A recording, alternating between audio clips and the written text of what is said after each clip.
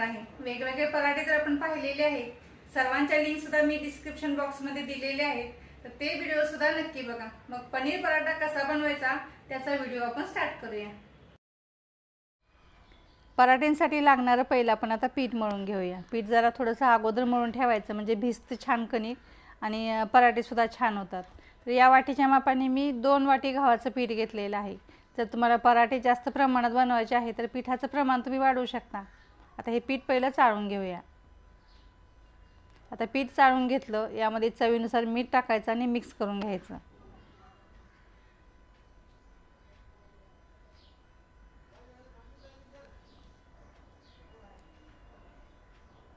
आता थोडं थोडं पाणी घेऊन पिठाचा गोळा तयार करून घेऊया।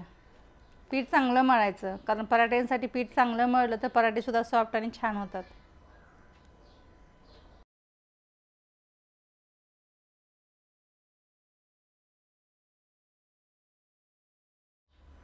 पिठाचा पूर्ण एक जीव झाला की मग थोडं थोडं पाणी घ्यायचं आणि पीठ मळून घ्यायचं, म्हणजे सॉफ्ट पण होतं। जसं पुरणपोळ्यांसाठी कसं आपण पीठ तयार करतोय तसं एकदम सॉफ्ट मळायचं। आता पीठ मळून झालेलं आहे, याच्यावरती 1 चमचा तेल टाकायचं।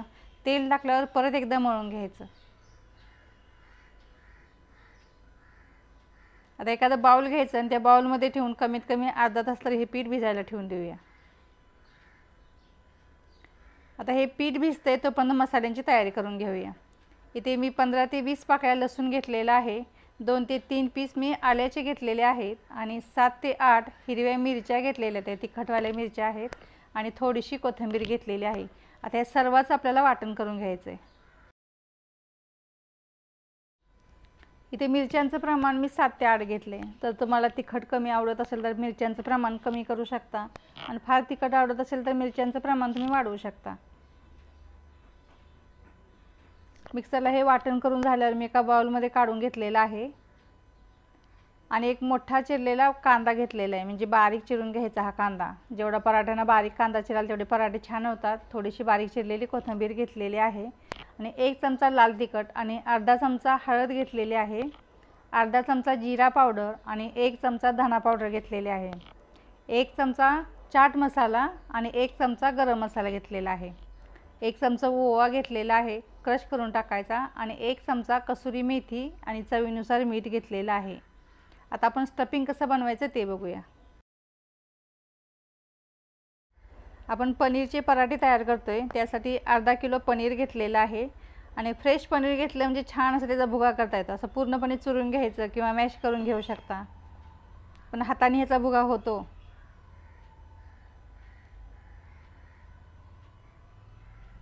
पनीरचा आता पूर्णपणे असा चुरा करून झालेला आहे। आता बाकीचं साहित्य ॲड करूया। साहित्यांचं प्रमाण मी डिस्क्रिप्शन बॉक्समध्ये सुद्धा देणार आहे। आता पहिला आपण कांदा ॲड करूया। कांदा एकदम बारीक चिरायचा, कारण मग पराठे लाटताना प्रॉब्लेम येणार नाही आणि जो वाटलेला मसाला आहे तो सुद्धा याच्यामध्ये ॲड करायचा। त्यानंतर लाल तिखट आणि हळद टाकूया, जिरा पावडर आणि धना पावडर आणि चाट मसाला आणि गरम मसाला आणि ही कसुरी मेथी आपल्याला क्रश करून टाकायची, म्हणजे चुरून पूर्णपणे टाकायची। छान होतात पराठे कसुरी मेथी आणि ओव्यामुळे।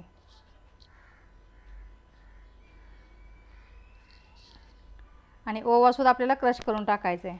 यातलं काही साहित्य जर एखादं नसेल तरी सुद्धा पराठे छान होतात, असं काही नाही की हे सर्वच साहित्य पाहिजे।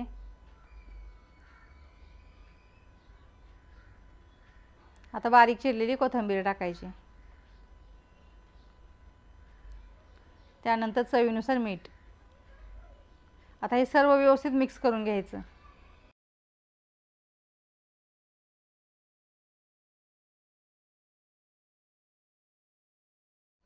आपलं स्टफिंग सुद्धा आता तयार झालेलं आहे आणि पीठ मळून सुद्धा आता अर्धा तास झालेला आहे। आपण आता डायरेक्ट पराठे लाटायला घेऊया। पीठ बघा किती सॉफ्ट झालेलं आहे। आता छोटे छोटे गोळे करून घेऊया। आता तुम्हाला किती मोठे पराठे किंवा छोटे लाटायचे तशाप्रमाणे तुम्ही गोळा घ्या। मी पोळपाटाच्या खाली कापड ठेवलेलं आहे आणि पोळपाटाला सुद्धा कपडा बांधून घेतलेला आहे, जेणेकरून पराठे खाली चिपकणार नाही। नाही बांधला कपडा तरी चालेल, पण मला छान वाटतं असं लाटताना, चिपकत नाही कपडा बांधल्यामुळं। एवढ्या आकाराचा मी गोळा घेतलेला आहे आणि इथे लाटण्यासाठी मी गव्हाचं पीठ घेतलेलं आहे। आता पहिला आपण मोदक सारखं त्याला पहिली वाटी तयार करून घेऊया। अशी खोलगट वाटी तयार करायची, पुरणपोळ्यांसाठी कशी करतो आपण किंवा मोदक त्याच्याप्रमाणे याची वाटी तयार करून घ्यायची. साईडनी पातळ करायची, मध्ये थोडं जाडसर ठेवायचं. बघा अशी जाड आहे मध्ये. दोन्ही अंगठ्यांनी प्रेस करायचं म्हणजे व्यवस्थित अशी वाटी तयार होते त्याची.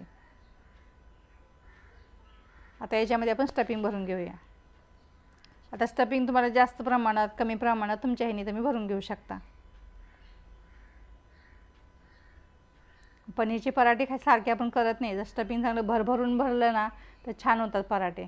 आता असं प्रेस करून खाली दाबायचं आणि साईडनी वरती गोळा करून घ्यायचं. फोल्ड करत वरती जायचं.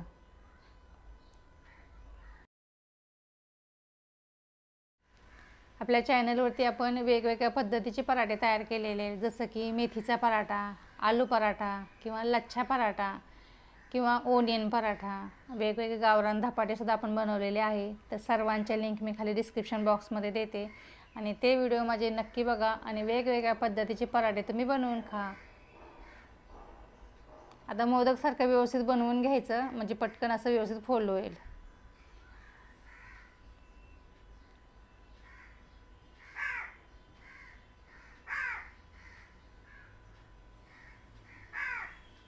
त्याच्यामध्ये स्टफिंग किती भरायचं, कमी भरायचं, जास्त भरायचं तुमच्यावर आहे. किंवा पराठा छोटा हवा मोठा हवा ते तुमच्यावर आहे. शक्यतो हे पराठे असे जाडसर असतात. पराठे कधी पातळ नसतात, फक्त भाजायला चांगलं लागतं त्याला. आता हे फोल्ड करून झालं. आता मी लाटण्यासाठी गव्हाचंच पीठ घेतलेलं आहे.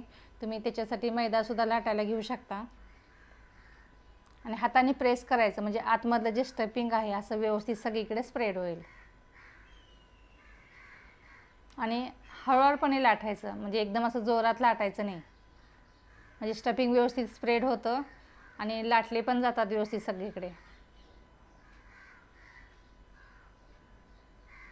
पीठ चांगलं मळलं की असे व्यवस्थित लाटता पण येतं.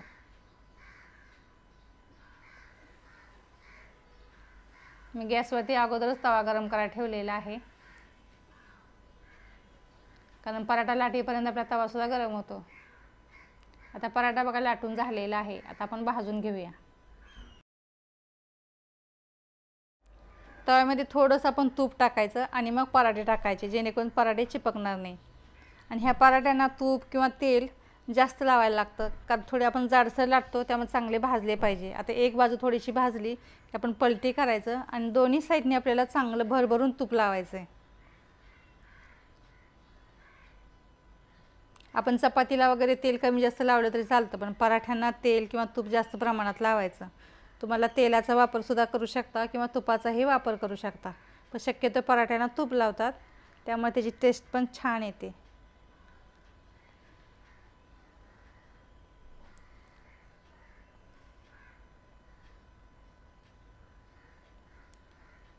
असे पराठे फुगले म्हणजे छान वाटतात. कसे टम्म मस्त फुगलेले आहेत. आता भाजायची चांगली, थोडंसं लालसर कलर आला पाहिजे पराठ्यांना, म्हणजे खायला छान लागतात. आणि प्रेस करून भाजून घ्यायचे पराठे. आणि पराठ्यांसाठी गॅस फास्ट ठेवायचा म्हणजे पराठे चांगले भाजतात.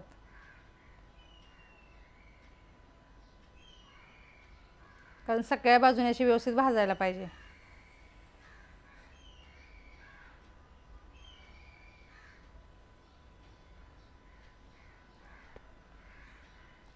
आता पराठा भाजून झाला, आपण काढून घेतला. आता दुसरा अजून एक आपण लाटून पाहूया. सेम आता तीच प्रोसिजर आहे. छोटासा गोळा घ्यायचा आणि त्याची वाटी तयार करून घ्यायची. त्यामध्ये स्टफिंग भरून घ्यायचं.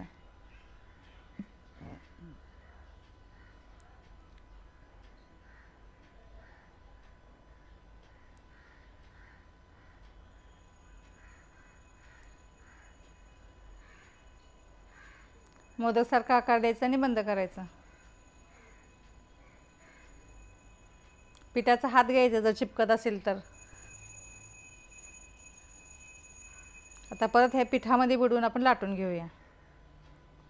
हळूवारपणे फक्त लाटायचं, जास्त जोरात लाटायचं नाही.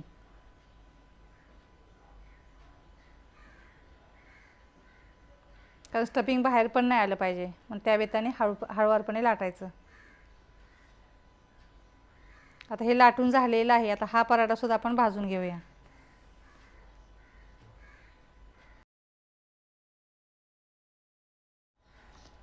आता दोन्ही साईडनी व्यवस्थित तूप लावून घ्यायचं आणि खरपूस असे भाजून घ्यायचे. हे पराठे तुम्ही सॉस बरोबर खाऊ शकता किंवा कोणत्याही भाजी बरोबर सुद्धा खाऊ शकता, दही बरोबर खाऊ शकता. मस्त लागतात हे पराठे. आता पलटी करायचं आणि प्रेस करून भाजून घ्यायचा. पराठे फुगले तरच खायला छान लागतात, म्हणजे असे कच्चे वाटत नाहीत. दोन्हीसाठी भाजले जातात व्यवस्थित.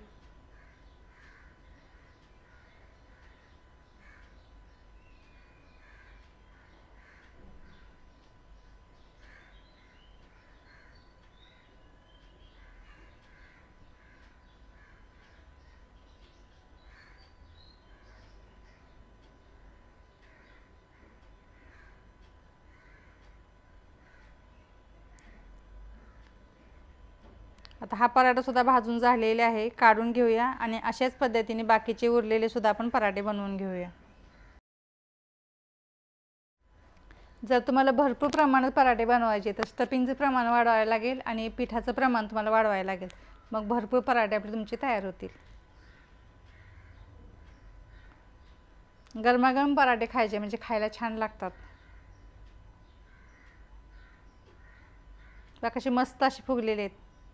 असे टम्म फुगले पाहिजे पराठे, म्हणजे खायला सुद्धा छान लागतात. हे पराठ्यांमध्ये फार काही नाही, फक्त हळूवारपणे लाटायचं, पीठ चांगलं मळायचं, पराठे फास्ट गॅसवरती एकदम लालसर भाजून घ्यायचे, म्हणजे खायला छान लागतात. आपले सर्व पराठे तर तयार झालेले आहेत. मी तुम्हाला एक पराठा तोडून सुद्धा दाखवणार आहे. स्टफिंग कसं व्यवस्थित स्प्रेड झाले बघा. गरम आहे बघा. स्टफिंग कसं सगळीकडे मस्त स्प्रेड झालेलं आहे. तर अशा पद्धतीचे पराठे तुम्ही नक्की ट्राय करा आणि वेळात वेळ काढून व्हिडिओ बघितला त्याबद्दल धन्यवाद. आपला पनीरचा पराठा आता तयार झालेला आहे. ही पराठीची रेसिपी तुम्हाला कशी वाटली? जर हा व्हिडिओ आवडला तर नेहमीप्रमाणे लाईक करा आणि मित्रमैत्रिणींमध्ये हा व्हिडिओ शेअर करा. चॅनलला जर नवीन असाल आणि सबस्क्राईब केलं नसेल तर सबस्क्राईब करा आणि बेल आयकॉनवरती क्लिक करायला विसरू नका. आपण असंच पुन्हा भेटूया अशाच एखाद्या छान छान रेसिपी सोबत. तोपर्यंत गुड बाय.